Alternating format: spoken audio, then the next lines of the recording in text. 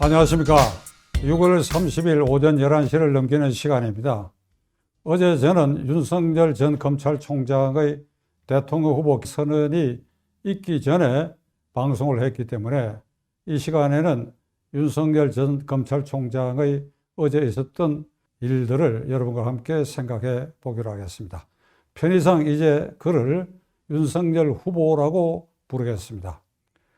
윤석열 후보는 어제 약탈 정권의 연장을 막겠다. 자유민주주의, 공정, 법치주의의 가치를 회복시키겠다. 약탈 정권을 막고 그리고 이들이 저지르고 있는 자유민주주의, 공정, 법치가 훼손된 부분을 바로잡겠다. 누가? 내가 앞장서고 내가 그 일에 모든 것을 바치겠다. 이렇게 선언을 하였습니다. 여러분은 어제 그 윤 후보의 그 선언에 대해서 각자 입장에서 많은 호감과 감상을 느끼시라고 생각하는데, 저는 약탈 정권이라고 문재인 정권을 단정한 것에 대해서 이게 아주 적절한 표현인데, 어찌 제가 유튜브에서 문재인 정권을 지속적으로 비판하면서 이런 용어를 미처 왜 생각하지 못했던가 하는 후회가 들 정도로 아주 저 입장에서 봐서는 전곡을 찐 것. 문재인 정권은 국민을 약탈하는 정권이다. 무슨 변명을 해도 약탈하는 정권이다. 그는 덧붙이기를 이 정권은 편가리를 해가지고 내 편이 아닌 편은 버려버리고 내 편은 철저하게 이권을 갈라먹는 이권 카르텔을 형성해서 국민을 약탈했다. 이것도 제가 미처 그 표현을 생각하지 못했던 저의 전곡을 찌른 표현입니다. 시청자 여러분들은 이런 표현을 어떻게 받아들이실는지, 저처럼 전곡을 찔렀다고 받아들이실는지, 저는 아주 통쾌한 단어를 사용했다. 약탈 정권, 이권 카르텔, 이런 용어로 그의 단호한 모습을 보였습니다.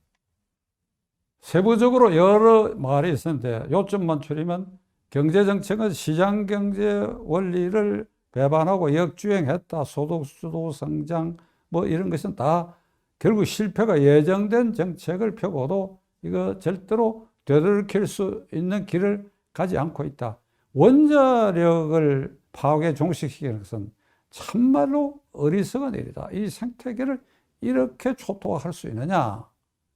그러니까 만일 정권이 야권 쪽으로 변경되면 탈원전 정책은 즉각 폐기할 것이라고 하는 것을 그는 분명히 밝혔습니다.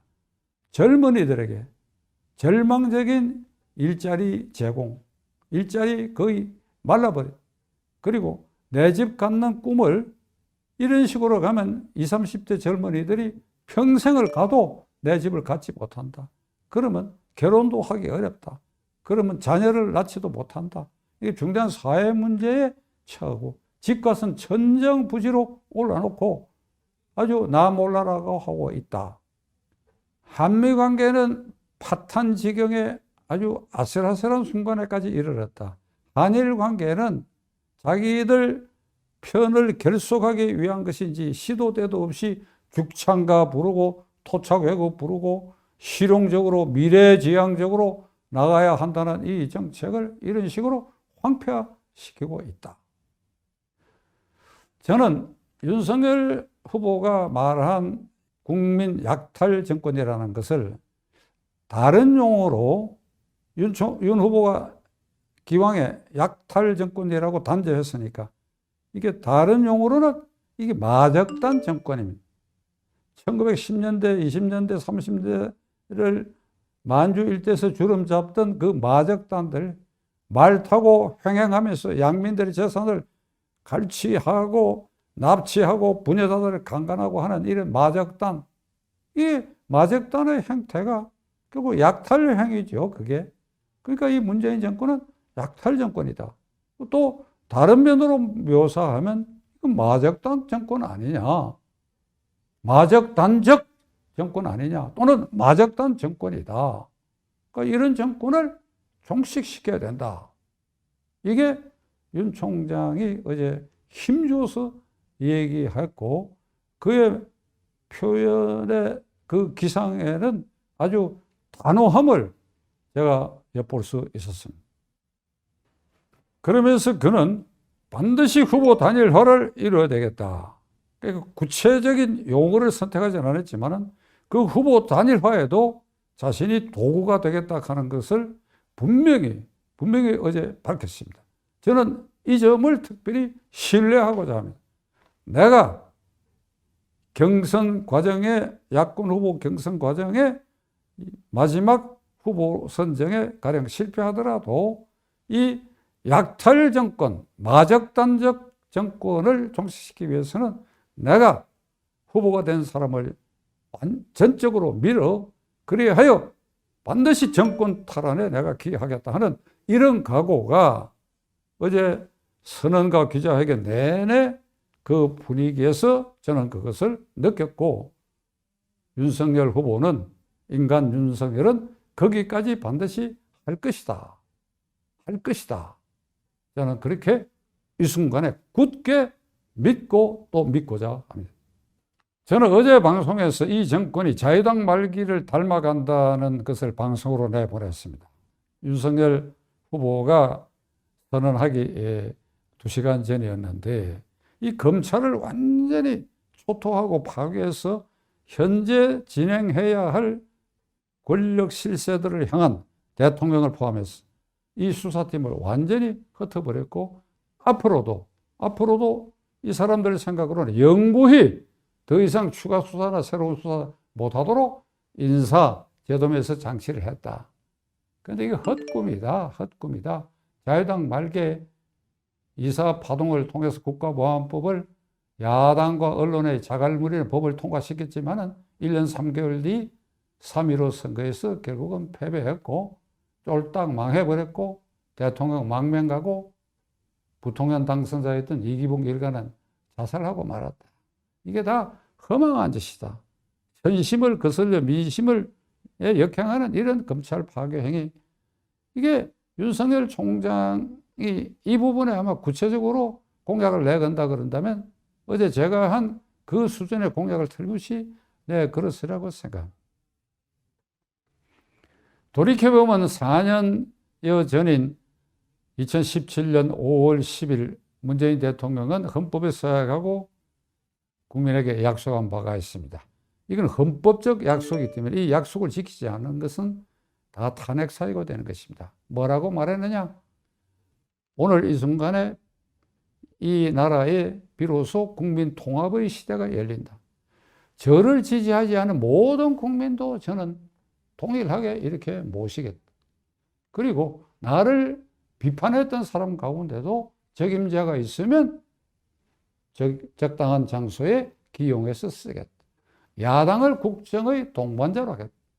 국민과 소통을 하되 그리고 수시로 기자회견을 할 것이며 광화문광장에 나가 젊은이들을 남대문 시장에 나가 상인들과 소주잔을 기다리겠다.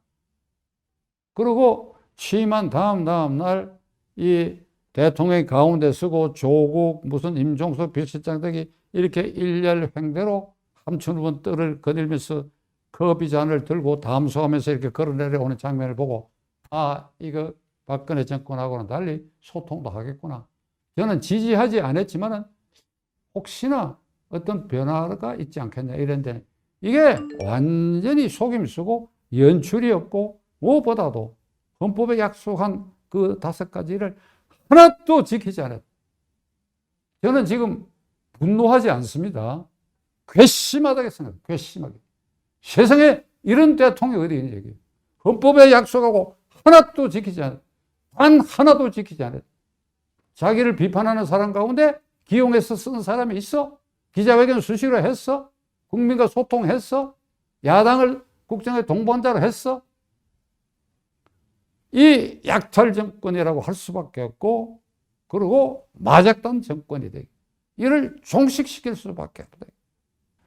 윤석열 후보는 이제 앞에 여러 가지 관문이 있습니다. 아마도 국민의힘당에 들어가서 더불어 경쟁자들하고 경선 과정을 거쳐야 하고 그런 과정을 통해서 그 본인의 그 모든 것에 대해서 신상 문제나 이런 것에 대해서 국민을 어떻게 납득시켜야 되느냐 하는 이런 과제가 있습니다.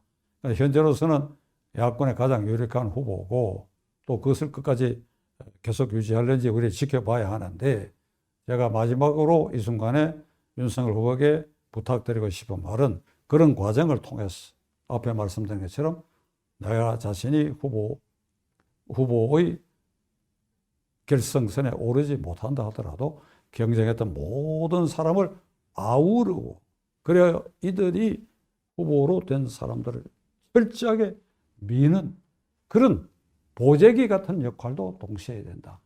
후보 단일화의 도구의 역할도 해라. 나는 할 것이고 하리라고 믿습니다.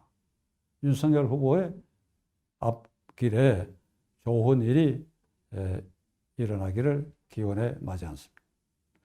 경청해 주신 여러분께 감사드립니다.